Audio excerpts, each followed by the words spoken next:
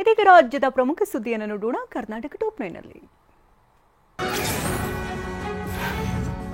ಬೆಂಗಳೂರಿನ JC ರೋಡ್ನಲ್ಲಿರುವ Venkateshwara tyre ಅಂಗಡಿಯಲ್ಲಿ ಅಗ್ನಿ ಅವಘಡ ಸಂಭವಿಸಿದೆ.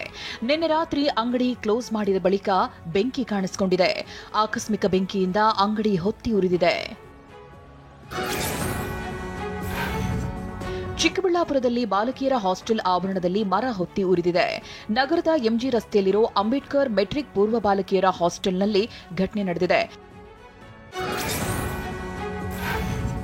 ತೊಗರಿ ಪ್ರತಿ ಕ್ವಿಂಟಲ್ಗೆ 12,000 ಬೆಂಬಲ ಬೆಲೆ ನಿಗದಿಗೆ ಆಗ್ರಹಿಸಿ ರೈತರು ಪ್ರತಿಭಟನೆ ನಡೆಸಿದರು. ಕಲಬುರಗಿ ಡಿಸಿ ಕಚೇರಿ ಮುಂದೆ ಜಮಾಯಿಸಿದ್ದ ರೈತರು ಆಕ್ರೋಶ ವ್ಯಕ್ತಪಡಿಸಿದರು.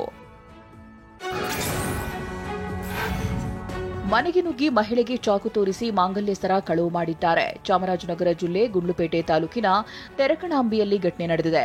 ಕಳ್ಳನಿಗೆ ಪ್ರತಿರೋಧ ತೋರಿದ ಲೇಡಿಗೆ ಚಾಕುವಿನಿಂದ ಗಾಯ ಮಾಡಿ 45 ಗ್ರಾಂ ತೂಕದ ಚಿನ್ನದ ಸರ ಕದ್ದು ಪರಾರಿಯಾಗಿದ್ದಾನೆ. ತನಿಖೆ ಹೆಸರಿನಲ್ಲಿ ಇನ್ಸ್ಪೆಕ್ಟರ್ ಕಿರುಕುಳಕ್ಕೆ ಯುವಕನೊಬ್ಬ ಆತ್ಮಹತ್ಯೆಗೆ ಶರಣಾಗಿದ್ದಾನೆ. ಬೆಂಗಳೂರಿನ ರಾಜಗೋಪಾಲ ನಗರ ಠಾಣೆ ಇನ್ಸ್ಪೆಕ್ಟರ್ ಪುನೀತ್ ವಿರುದ್ಧ ಮೃತ ಮಹದೇವಯ್ಯ ಪತ್ನಿ ಆರೋಪಿಸಿದ್ದಾರೆ. ಕಲಬುರಗಿಯ ಮಿಲಿಂದ್ ಕಾಲೇಜಿನಲ್ಲಿ ಪಿಯುಸಿ ಪರೀಕ್ಷೆ ಬರೆದಿದ್ದ ಸಂಪೂರ್ಣ ಪಾಟೀಲ್ ಲಾಕ್ ಆಗಿದ್ದಾಳೆ.